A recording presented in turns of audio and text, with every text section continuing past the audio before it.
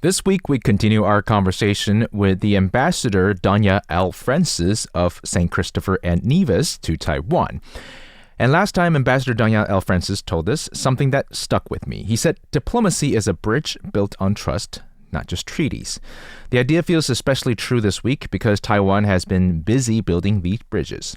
Not just across oceans, but across industries, cities, and communities. From the Caribbean to California, from Florida's aerospace hub to Europe's digital front lines, Taiwan is connecting the dots in ways that go far beyond politics. And when you look at all these stories together, you start to get a bigger picture. One of a small island nation linking itself to the world through what we might call a network of resilience.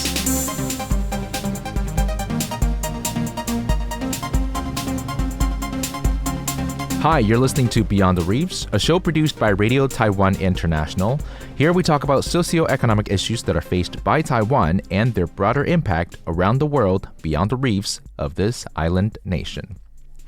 Let's start in Florida. Taiwan's Ministry of Economic Affairs just met with Florida's top officials to expand their partnership under a trade agreement signed earlier this year. It might sound routine, another MOU, another round of talks, but it's actually a smart move. By working directly with U.S. states, Taiwan sidesteps Washington gridlocks and goes straight to where the deal and the real innovation is happening. Florida, for example, is big in aerospace, drones, and photonics. Well, Taiwan leads the world in semiconductors and advanced manufacturing. So together, we're exporting how industries can merge. In 2024, trade between Taiwan and Florida reached $1.2 billion, making Taiwan one of Florida's top Asian Pacific partners. It's a partnership built not on just politics, but on performance, both sides bringing something to the table and the other needs it. Now, from Silicon Valley to San Jose, the same week on the other side of the country, the city of San Jose raised Taiwan's flag for the first time ever to celebrate Taiwanese Day. No objections, no debate. The vote was passed unanimously. Councilmember Peter Ortiz, who proposed it, said it was about honoring Taiwan's resilience, democracy, and innovation. Mayor Matt Mohan joined the ceremony along with Taipei Representative David Wu. They celebrated the contribution of Taiwanese Americans who helped shape Silicon Valley's tech scene. And it sounds symbolic. It is, but these small gestures really matter. They build familiarity and goodwill. One city, one community at a time. That's diplomacy from the ground up. Meanwhile, across the Pacific, Taiwan's APEC envoy, Ling Xingyi, heads to South Korea for this year's APEC leaders meeting, where we all know that the much anticipated and much hyped up Trump and Xi meeting takes place. The mission is to promote Taiwan's strength in semiconductors, artificial intelligence, and smart healthcare. He said APEC gives Taiwan a rare chance to engage as equals. It's a place where Taiwan can share ideas, not just follow rules. And this year, Lin emphasized something new, people-centered AI technology that serves human needs, not the other way around. So in a fast-changing world, Taiwan wants to be part of the conversation about how technology shapes society, not just the factory that builds it. And now let's go to Brussels. So back home, another major event took place, one that didn't get as many headlines but could shape the future of global security. 45 parliamentarians from 18 European countries came to Taipei for the second annual Formosa Club meeting. It's a coalition of lawmakers who support Taiwan's participation in the world stage. And that same gathering, Foreign Minister Lin Jialong launched something called the RISK, R-I-S-K Management Initiative, which is short for Risk Mitigation, Information Sharing, Systemic Reform, and Knowledge Building. It's a plan to protect the world's undersea internet cables, the invisible highways that carry 95% of global data. If those cables go down, so do emails, stock trades, and streaming platforms. They're the nervous system of globalization, and it's also its biggest vulnerability. So President Lai Ching-te met with delegates and said that Taiwan is ready to work with European democracies to strengthen its critical infrastructure. He called it a new model for democratic partnership, connecting technology with reform. And for the first time, the Formosa Club met in Taipei, not in Europe. That in itself is a sign of how far Taiwan's friendships have come. Now, from the Caribbean to the clean energy future, in a quieter but deeply meaningful story, two ministers from Belize, one overseeing transportation and indigenous affairs, the other responsible for energy and e-governance, arrive in Taiwan for a 5-day visit. Their goal is to build cooperation on electric vehicles and renewable energy.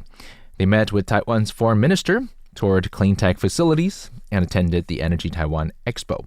It was the first official visit by both ministries since taking office, and this is the kind of partnership that matters most to small nations like Belize. Practical cooperation that improves lives and reduces energy costs. And it's a part of a broader effort called the Taiwan Ally Prosperity Project, aimed at helping allies transition into green energy and sustainable growth. For countries facing both climate risk and limited resources, that kind of partnership, it's a lifeline. So, from one Caribbean country to our conversation today with another, St. Christopher and Nevis' ambassador, Donya L. Francis, who's also going to be at this year's International Travel Fair, which is possibly the biggest traveling event in Taipei, and it starts from November 7th, so about 5 days from now. We're going to talk about that, but first, let's start by talking about just how much support St. Kitts and Nevis has given us over the years. Okay, we also, but yes, Prime Minister Dr. Terence Drew, he always says Taiwan is our best friend. Taiwan is one of our best friends, and so we are going to support Taiwan. We're going to partner with Taiwan. We're going to showcase Taiwan. Not only does he speak up, we speak up for Taiwan in these international organizations. Our national parliament, we have passed three resolutions since 2022, where we're formally showing our support for Taiwan, and this is done by all parties in our countries. All parties stand and say, yes, we support Taiwan. And so our Prime Minister, our government of St. Kitts and Nevis, when we go to these international organizations, we see Taiwan can help. Mm-hmm. Taiwan is helping, so why not let Taiwan help? Let Taiwan help. As small island states, small island developing states, I know Taiwan is more developed, is more on the developed side, but as small islands, it's important, as I say, for us to stick together, because people look at us and look at our size and say, this is okay, they can't really do anything. But we always remind people that at the end of the day, while St. Kitts and Nevis, our population is just 50,000 people, 51,000 people, and each country has a vote. Each country can vote. Equal vote, yeah. There's an equal vote. While Taiwan cannot vote, so we share our vote with Taiwan, and that is us supporting our fellow small island state. While Taiwan cannot join UN, we speak up for Taiwan at UN, and also at the ICAO and the World Health Assembly, telling them to let Taiwan to join, and that is us sharing our vote with Taiwan. And so with Taiwan's other 11 allies, we share, all of us being mostly small island states, because there are 5 in the Caribbean, area, St. Lucia, St. Kitts and Nevis, St. Vincent and Grenadines, Belize, Haiti. We, even though people think that we're small, we have a vote, and so when we go to share our vote, to show our vote, we actually share our vote with Taiwan, with these international organizations. This is very important as a small island state, to show people that we are small, but we can achieve great things. And with all that our country has achieved over the years, through the partnerships with our international partners, especially with Taiwan, we should be able to show them that, yes, we're small, but we can achieve greatness. And it's really not about the number of friends you have, but rather the quality of the friendship, right? Mm-hmm. And like you said, in that very close-knit area, we have quite a lot of good friends. Yes. You guys all get together and talk as well at this year's International Travel Fair, right? Yes. Because it's coming up. Yes. And so I'm sure, like all the friends get together and have a little chat. So tell us a little bit about what's going to happen at the ITF this year. Yes, so as I said, for our embassy, we really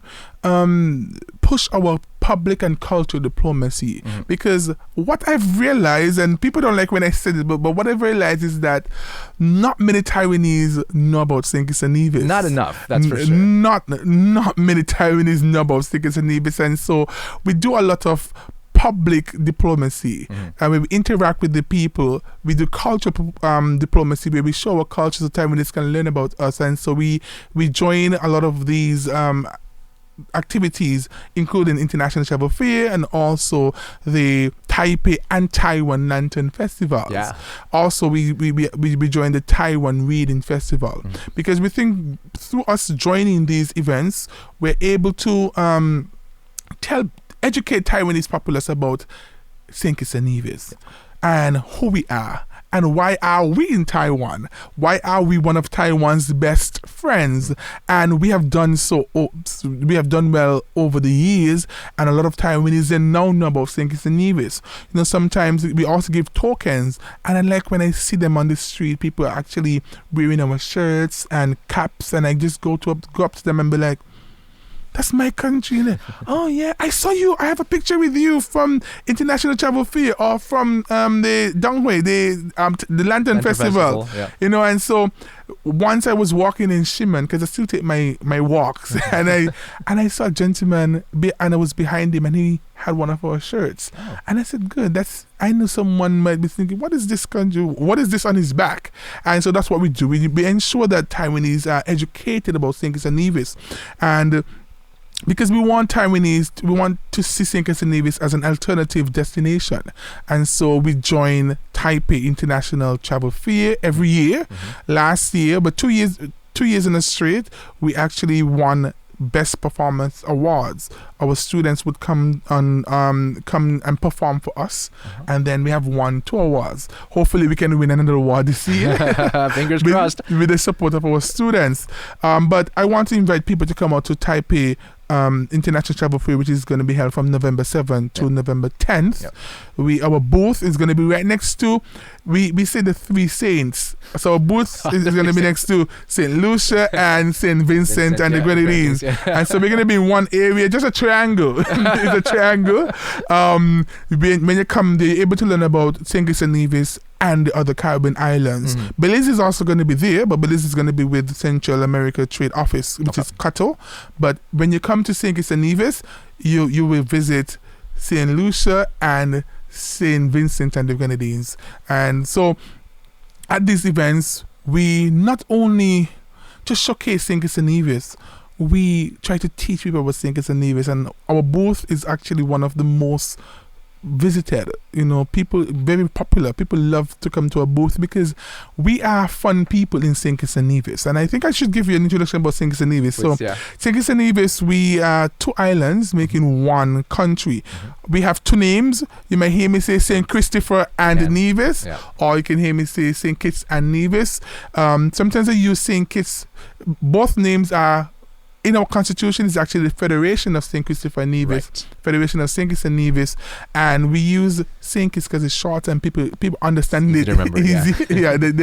It's very easy to remember.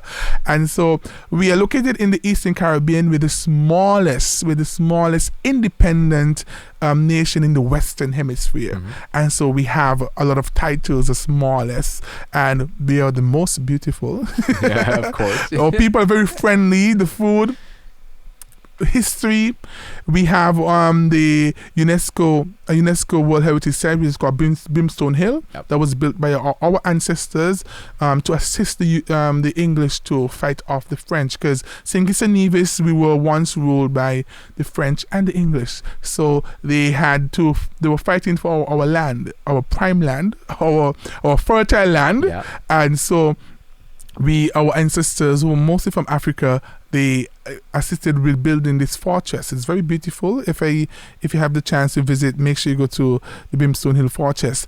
And so what we do at Travel Fair is to showcase all of this, give people the history of St. Kitts and Nevis.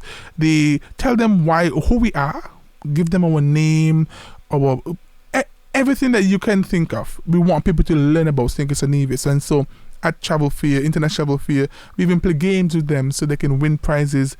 Some of them, they come back 10 times and still lose, but it's a fun time for them. We encourage people to come and learn about us because it's important. I want more Taiwanese to know about St. Kitts and Nevis. We have been friends for 42 years. I know our population might be smaller, but I think most of our people, they are aware of Taiwan. They know about Taiwan. I say though that sometimes I would tell them, you don't know about Taiwan unless you visit. But because we always talk about Taiwan, Taiwan is involved in a lot of activities at home. So we see Taiwanese and we see the Taiwanese flags.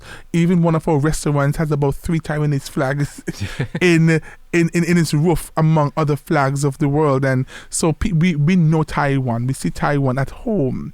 So we want more Taiwanese to know us. And I just want to add, also, as an educator, I believe in educating the children. Yes. And so what I do, we have started an education tour.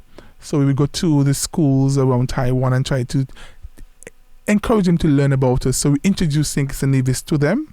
And also we have started to establish sister schools.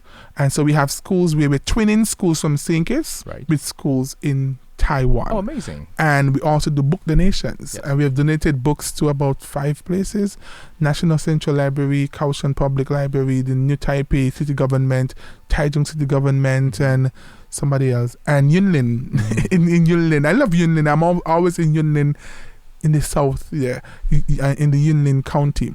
And so my role here is to continue to strengthen our relationship with Taiwan, while I get more people to know about St. Kitts and Nevis. I think that is where it's kind of lacking. Yeah. Because not many people see me and they say, "Oh, where you from?" And I say, "I'm from St. Kitts and Nevis." "Huh?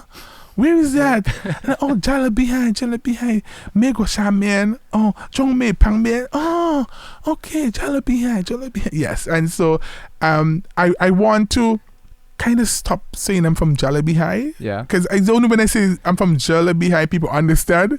But I'm like, I want to say I'm from Shenkali, Sudofu, Jiniwis, and I'm like, oh, I know that country. Yes. Yes. But a lot of conversations have really gone like that. I would say I'm from Jalabihai, and persons who have the knowledge will say, yeah, but which country? Yeah.